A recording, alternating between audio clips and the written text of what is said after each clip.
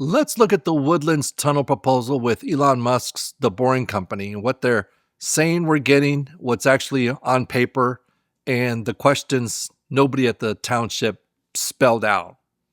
By the end of this video, you can decide if this is a smart opportunity or just a shiny PR stunt. Let's start with the basics. The Boring Company's Tunnel Vision Challenge says communities can propose a tunnel project up to 1 mile in length with a 12-foot inner diameter, and if you win, they'll build the tunnel free of charge. The key points: one tunnel, up to 1 mile, 12-foot inner diameter, construction and build out, paid for. That's it. There's no promise of a dual system. There's no promise they'll operate it forever. There's no details about long-term costs. It's a contest. It's not a contract. Now, here's what the Woodlands Township submitted. What we're proposing is some sort of dual tunnel system. They don't just describe one tunnel. They write, quote, "We propose 2 parallel 12-foot tunnels that will transport passengers in a fleet of Tesla electric vehicles under the township's waterway." And then later, in the Woodlands current document, they describe, quote, "a dual-bore, zero-emission Tesla tunnel system operating underneath the Woodlands waterway. 2 parallel 12-foot diameter tunnels will deliver fluid, high-frequency service." So the Boring Company offers 1 tunnel up to 1 mile.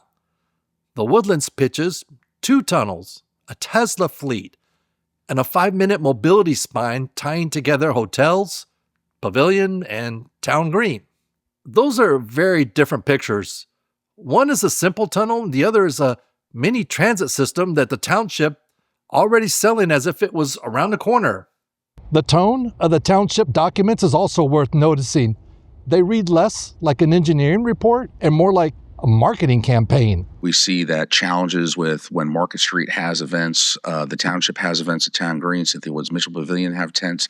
There's big things going on at the Marriott. So we have that a way to potentially move people, not only on surface streets, but also through the tunnel. They promise this project will, quote, "solve the growing town center problem of insufficient vehicle parking, traffic jams, and risky pedestrian maneuverings on the surface roads." They talk about a 1-mile, dual-bore, zero-emission Tesla tunnel system that will reduce congestions, cut the need for garages, dampen noise and air pollution, support local business, and preserve the Woodlands' identity as a hometown in a natural forest.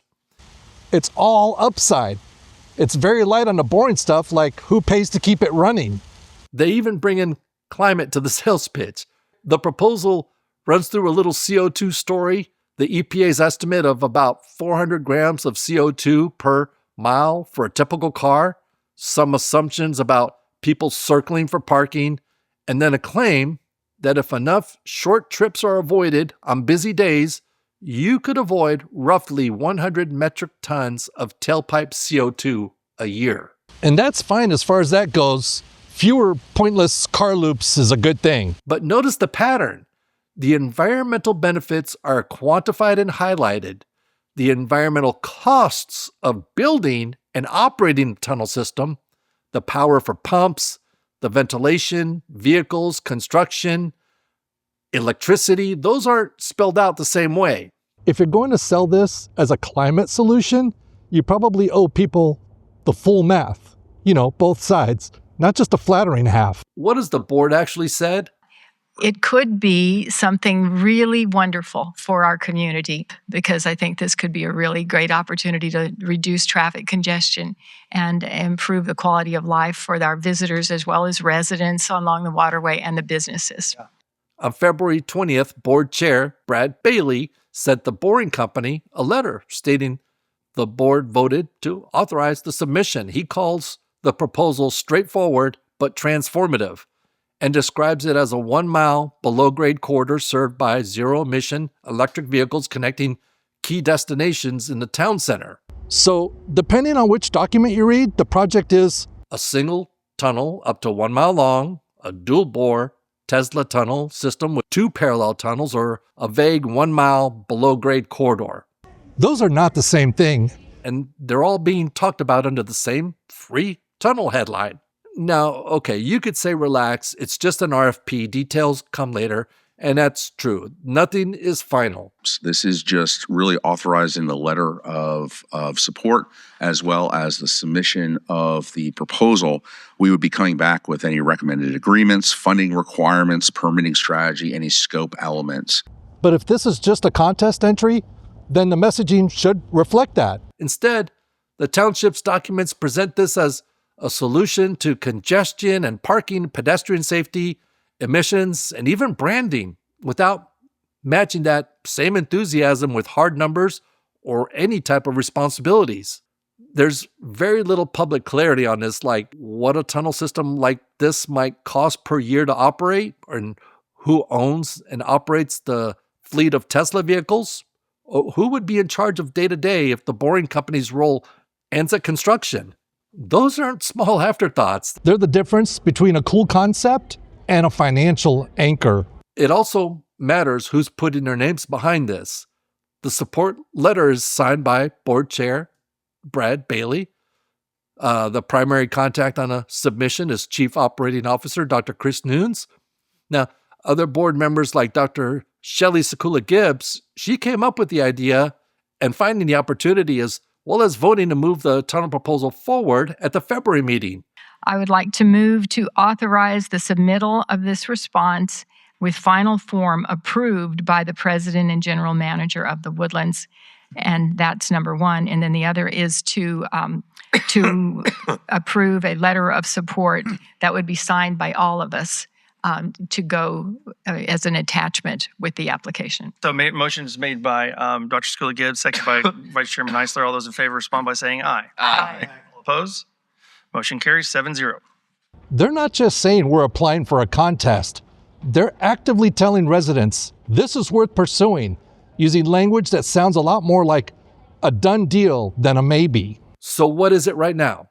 On the boring company's side, it looks like a global PR and scouting exercise. You get towns to send in their best tunnel ideas, pick a winner, and generate a lot of headlines. Now on the Woodlands side, it's being marketed as a near inevitable upgrade, a dual-bore Tesla system that solves multiple problems at once with light loss of climate benefits and no public discussion of long-term obligations. Those two stories really don't match. Here's how I'd look at it as a resident. Step one, assume the construction of a single tunnel might be free if the Woodlands actually wins. And step two, assume everything beyond that, extra tunnels, vehicles, operations, staff, maintenance, insurance, is not.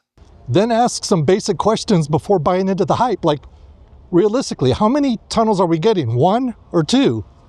If it's only one, how much of the dual-bore Tesla language is just ambitious marketing for the contest entry? If anything gets built, who runs it?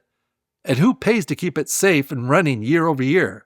You don't have to be anti-innovation or anti-Musk to ask those questions. The Woodlands is acting like this is a big win, just waiting to happen. But until we see hard numbers and clear roles and language that actually lines up with what the boring company is saying, this looks less like a guaranteed free tunnel and more like a glossy pitch that may or may not ever turn into something real. So the open question for you is this. Do you want community leaders using this contest to chase headlines with a dual tunnel fantasy based on a one tunnel offer? Or do you want straight talk about what's real, what's possible, and what it would actually cost if it ever moves past the PR stage?